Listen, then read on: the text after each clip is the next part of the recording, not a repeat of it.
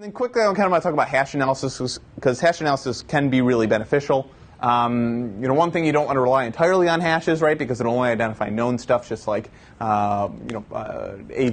But there are some tools out there, such as Team Cumry has a malware hash database, which isn't I don't think is freely available. Like you need to sign up with them, but as government folks, I think you can basically they'll give you access, right? You just need to sign up and prove that you should have access to this, I guess.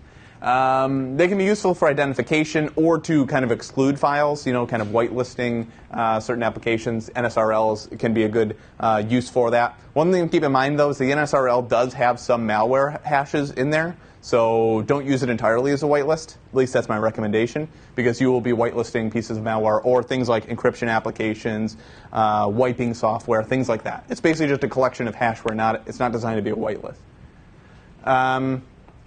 You can use it to kind of narrow your search. It makes it so it can be a little bit more manageable. You don't have to look at as many files, or it can identify files based on hash that you know are suspects, such as Team Cumry's database.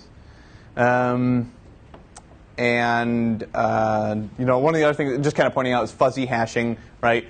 This is basically hashing sections of files and doing kind of a comparison that way. SSDeep is the most common application for that. I think FTK has built-in capability to do that now.